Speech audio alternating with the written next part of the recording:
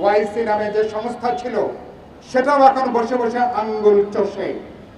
এত বড় গণহত্যা, এত বড় অপরাধ, ঠান্ডা মাথায় যেখানে অপরাধ সংগঠিত হচ্ছে, গণহত্যা সংগঠিত হচ্ছে, যেখানে গণহত্যার জন্য আন্তর্জাতিক ট্রাইব্যুনাল ইসরায়েলের নেতানিয়াহুকে যুদ্ধ অপরাধী হিসেবে চিহ্নিত করেছে, তার বিরুদ্ধে আরব দুনিয়া এক হতে পারে নাই।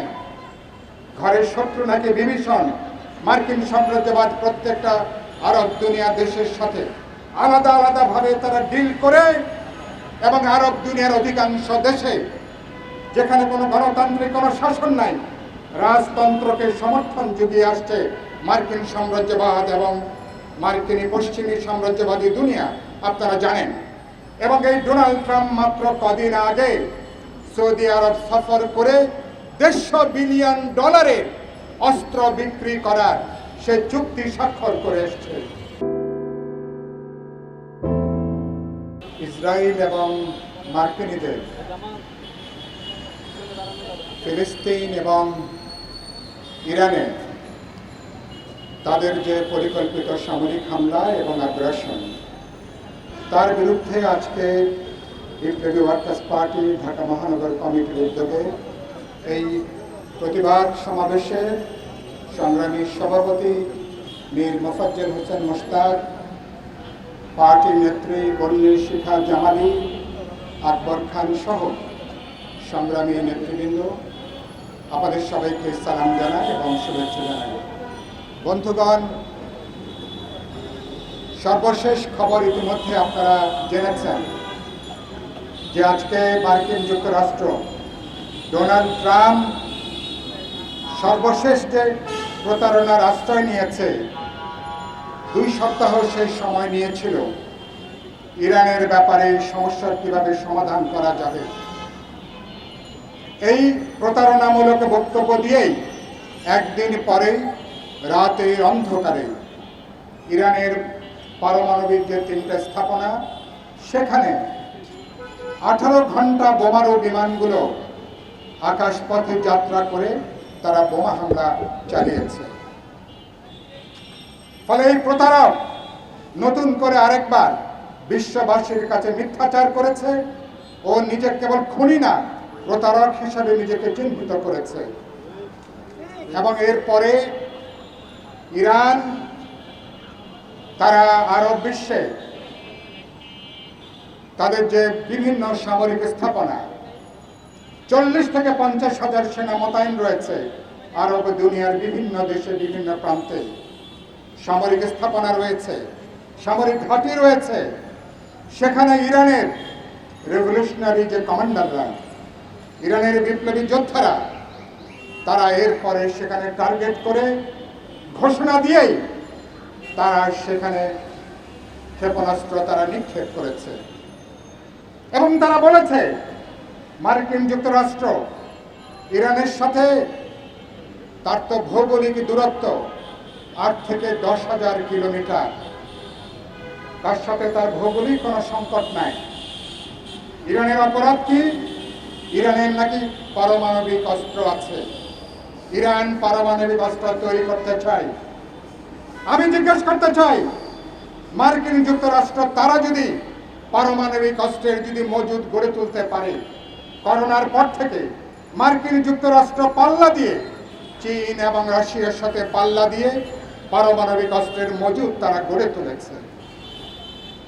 এবং তাহলে আরব বিশ্বে মার্কিন সাম্রাজ্যবাদের প্রধান, যাকে বলে সাম্রাজ্যবাদের আউটপোস্ট হিসাবে পরিচিত ইসরায়েল, বর্ণবাদী ইসরায়েল, ইসরায়েল যদি পারমাণবিক ক্ষমতাধর রাষ্ট্র হতে পারে, তাহলে ইরান কেন পারমাণবিক শক্তি বৃদ্ধি করতে পারবে না?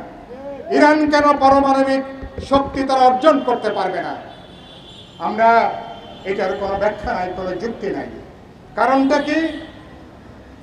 গোটা মার্কিন প্রশাসন আরব দুনিয়াকে ইতিমধ্যে তারা, আপনারা জানেন, তারা ভেড়া বানিয়ে ফেলেছে। আরব দুনিয়াকে তারা ভাগ করে ফেলেছে, বিভক্ত করে ফেলেছে একে একে। ফলে আরব দুনিয়া বলতে যেটা ছিল, এটাকে তারা খণ্ড বিখণ্ড তারা করে ফেলেছে। এবং আরব লীগ এখন কোনো কার্যকারী নাই। ওয়াইসি নামে যে সংস্থা ছিল সেটাও এখন বসে বসে আঙ্গুল চষে। এত বড় গণহত্যা, এত বড় অপরাধ, ঠান্ডা মাথায় যেখানে অপরাধ সংগঠিত হচ্ছে, গণহত্যা সংগঠিত হচ্ছে, যেখানে গণহত্যার জন্য আন্তর্জাতিক ট্রাইব্যুনাল ইসরায়েলেরকে নেতানিয়াহুকে যুদ্ধ অপরাধী হিসাবে চিহ্নিত করেছে, তার বিরুদ্ধে আরব দুনিয়া এক হতে পারে নাই। ঘরের শত্রু নাকি বিভীষণ। মার্কিন সাম্রাজ্যবাদ প্রত্যেকটা আরব দুনিয়া দেশের সাথে আলাদা আলাদা ভাবে তারা ডিল করে, এবং আরব দুনিয়ার অধিকাংশ দেশে যেখানে কোনো গণতান্ত্রিক কোনো শাসন নাই, রাজতন্ত্রকে সমর্থন যুগিয়ে আসছে মার্কিন সাম্রাজ্যবাদ এবং মার্কিনী পশ্চিমী সাম্রাজ্যবাদী দুনিয়া, আপনারা জানেন। এবং এই ডোনাল্ড ট্রাম্প মাত্র কদিন আগে সৌদি আরব সফর করে $150 বিলিয়ন অস্ত্র বিক্রি করার সে চুক্তি স্বাক্ষর করে এসছে। সৌদি আরব কার বিরুদ্ধে তারা অস্ত্র কেনে? সৌদি আরব এ পর্যন্ত গাজাতে এত বড় গণহত্যা, ইসরায়েল এই একবিংশ শতাব্দীর সবচেয়ে বড় হত্যাযজ্ঞ সংগঠিত করেছে ফিলিস্তিনের গাজাতে। আপনারা দেখেছেন, সারা দুনিয়া কখনো দেখেনি লাইভ টেলিকাস্ট হচ্ছে কিভাবে বোমারু বিমানগুলো উঠছে, গাজাতে হাসপাতালগুলোকে তারা গুড়িয়ে দিচ্ছে, শিক্ষা প্রতিষ্ঠান গুড়িয়ে দিচ্ছে, শরণার্থী শিবির তারা গুড়িয়ে দিচ্ছে, হাজার হাজার শিশুর জীবন তারা কয়েক মিনিটের মধ্যে তারা নিয়ে নিচ্ছে। এবং সেখানে ইতিমধ্যে 60 থেকে 70 হাজার মানুষকে তারা হত্যা করেছে।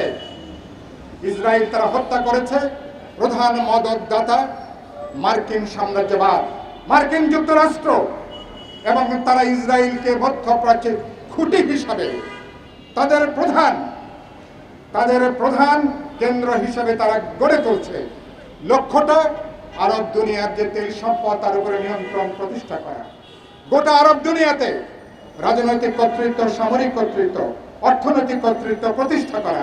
সে কারণের জন্য আপনি খেয়াল করবেন, আরব দুনিয়া যাতে একত্রিত হতে না পারে, ওই যে ডিভাইড অ্যান্ড রুল, ভাগ করো এবং শাসন করো, সেই কৌশল অবলম্বন করে এখন ইসরায়েলকে তারা লেলিয়ে দিয়েছে ফিলিস্তিনের বিরুদ্ধে।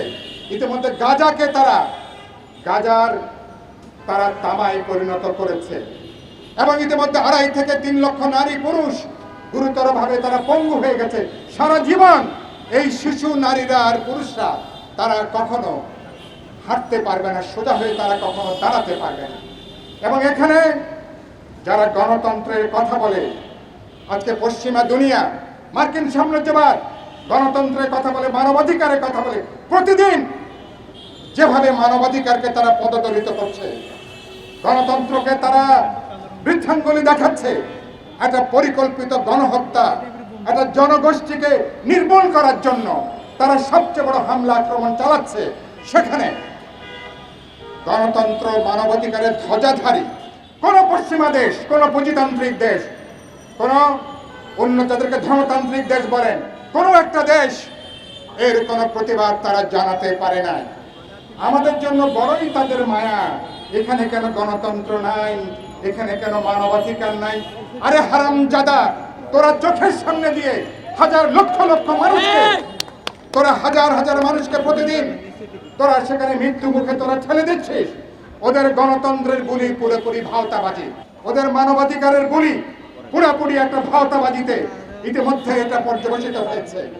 সেজন্য আমরা পরিষ্কার করে বলেছি, এবং এই অপরাধের জন্য আমরা দেখছি যে গোটা আরব দুনিয়াকে আজকে তারা, যেটা বললাম, এদেরকে তারা পুরোপুরি ভেড়া বানিয়ে রেখেছে। এই ভেড়ার পাল একসাথে হয়ে এরা যদি হুঙ্কার দিতে পারত, তাহলে 15 দিন 1 মাস ইসরায়েল কিন্তু টেকে না। কথাটা সত্য, কিন্তু এরা পুরোটাকে এরা এদের বগলের তলায় এখন তারা নিয়ে নিয়েছে। এবং সে কারণের জন্য আমরা বলেছি আজকে ইরানের যে হামলা যেটা হয়েছে, সে হামলার আমরা তীব্র নিন্দা জানাই, প্রতিবাদ জানাই।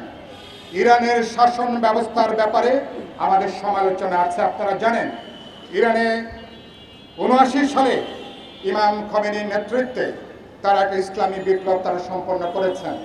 তারা এ পর্যন্ত তারা একটা জাতি রাষ্ট্র হিসেবে তারা গড়ে তুলছেন।